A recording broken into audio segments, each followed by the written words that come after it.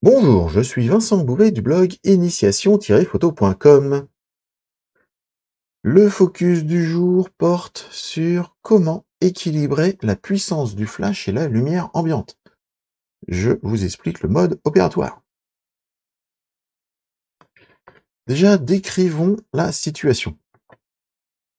Lorsque l'on veut faire ça, ça signifie qu'on est dans une scène qui est éclairée par deux sources de lumière différentes. Il y a la lumière ambiante et il y a la lumière issue du ou des flashs que vous allez utiliser.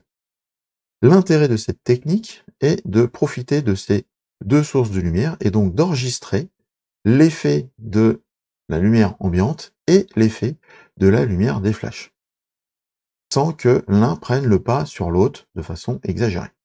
Là, il faut procéder de manière indépendante et avoir un contrôle indépendant sur chacune de ces sources. Pour faire ça, il s'agit de comprendre quelle est la différence de fonctionnement de ces différentes sources. Commençons par la lumière ambiante. En fait, il s'agit d'une lumière qui s'émet continuellement. On a toujours la même quantité d'un instant à l'autre. C'est le cas avec tout ce qui est d'ailleurs source de lumière dit à lumière continue. On a aussi tous les éclairages pour la vidéo qui est une lumière d'émission continue. La lumière flash, c'est différent. La lumière flash, on a un éclair lumineux qui envoie toute la puissance lumineuse dans un très faible laps de temps, qui peut atteindre 1 millième de seconde ou même 1/50 millième de seconde. La plage est extrêmement courte.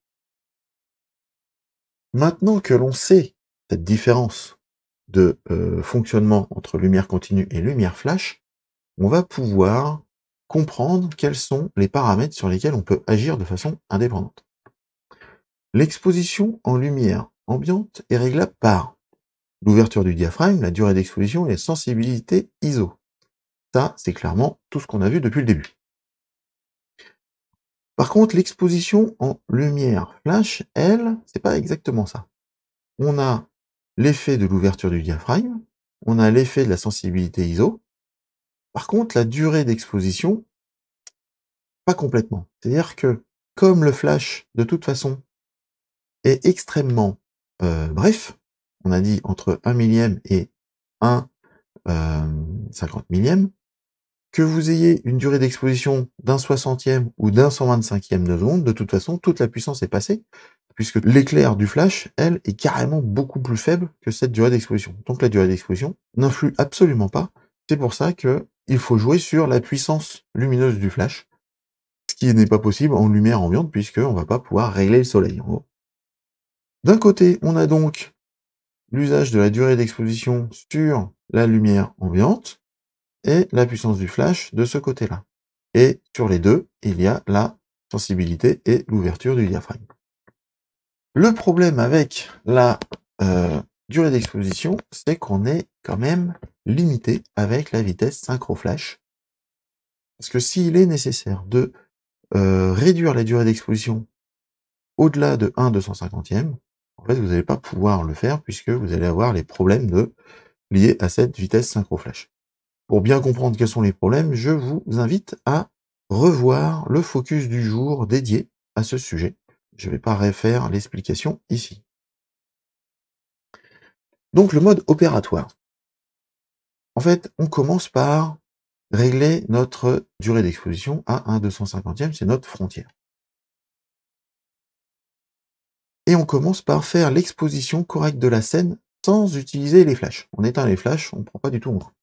On va donc définir une ouverture du diaphragme adéquate avec une sensibilité adéquate.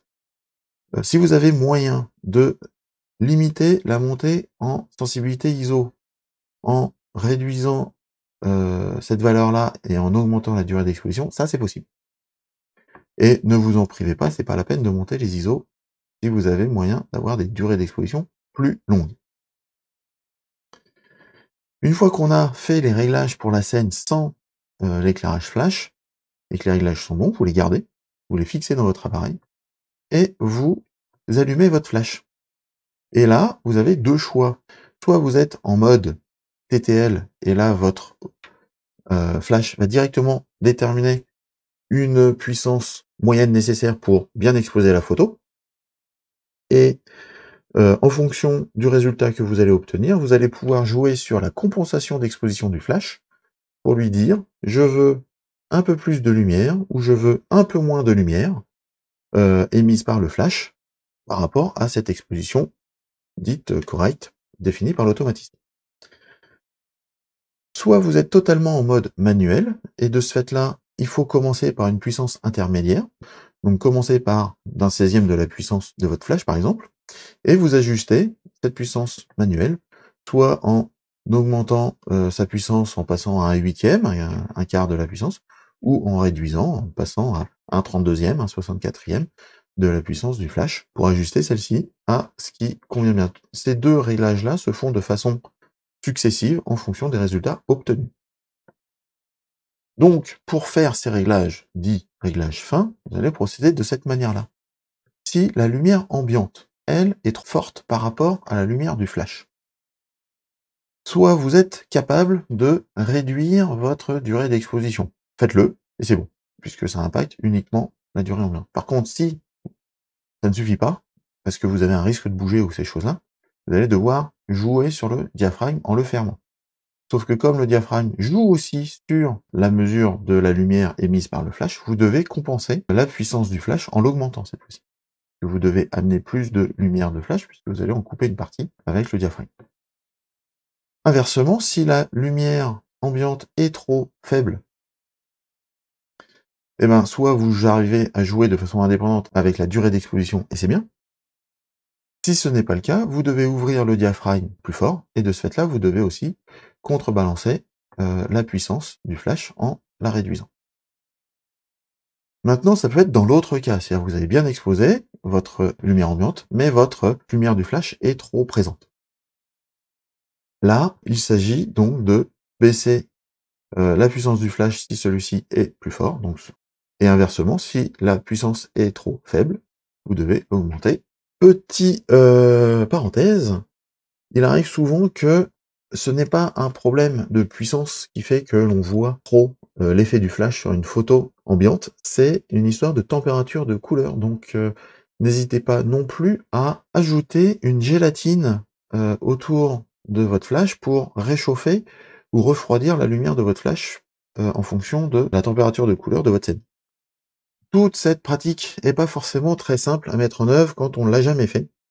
Et donc, ce que je vous propose simplement dans la fiche PDF, c'est d'imprimer toutes ces données-là sur papier et comme ça vous pourrez les emporter avec vous et vous serez rassurés et vous aurez, les notes nécessaires sur lesquelles maîtriser ça sur le bout des doigts au fur et à mesure que vous allez l'utiliser. Mais dans un premier temps, n'hésitez pas à télécharger la fiche, PDF.